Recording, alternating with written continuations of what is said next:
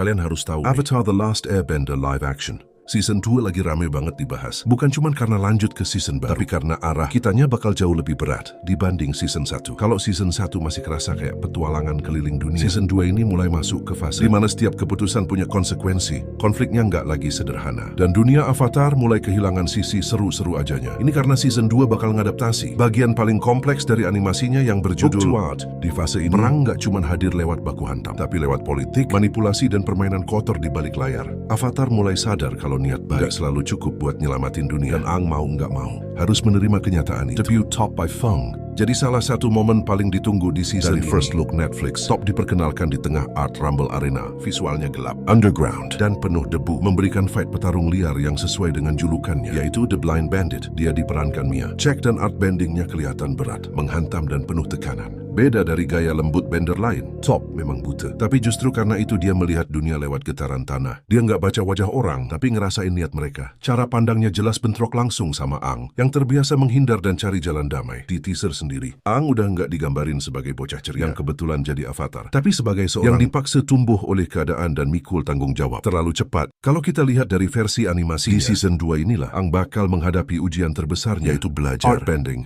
Sebagai airbender, Aang terbiasa menghindar, gerak fleksibel, dan nyari jalan damai. Sementara Artbending menuntut kebalikannya nih. Berdiri tegak, nahan tekanan, dan berani melawan. Nah, perubahan ini juga ngerembet ke tim avatar lainnya. Di teaser Katara diperlihatkan ngeluarin water bending dalam skala besar di lautan terbuka. Ini bukan cuma pamer visual, tapi tanda kalau kekuatannya udah naik level.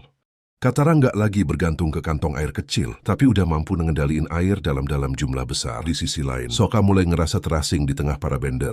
Tapi justru di season 2 inilah dia nantinya bakal tumbuh jadi otak strategi tim. Season ini mulai nunjukin kalau kecerdasan, perhitungan, dan pengorbanan sama pentingnya dengan kekuatan elemen. Dari sisi Su, season 2 ini juga ganti fokus. Kalau di season 1, ancaman utamanya Zuko. Sekarang peran itu diambil penuh nih oleh Azula. Bersama Mai dan Ty Lee, Azula tampil sebagai ancaman yang jauh lebih terencana dan kejam.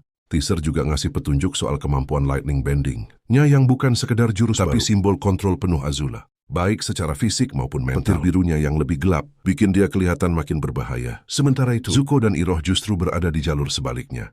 Hidup sebagai buronan, mereka mulai mempelajari lightning redirection, teknik yang bukan soal menyerang tapi mengendalikan diri. Ini menandai fase krisis identitas Zuko, jebak antara ambisi lama dan jalan baru yang ditawarkan Iroh. Season 2 juga bakal ngenalin Ba Sing Se, ya kota terbesar di dunia Avatar. Dari luar kelihatan damai dan makmur, tapi di balik temboknya, kebenaran dikubur lewat kebohongan, propaganda, dan kontrol informasi oleh Daily. Raja Bumi cuma simbol. Sementara sistem justru jadi musuh utama. Dan dari sinilah Avatar mulai ngerti kalau kejahatan nggak selalu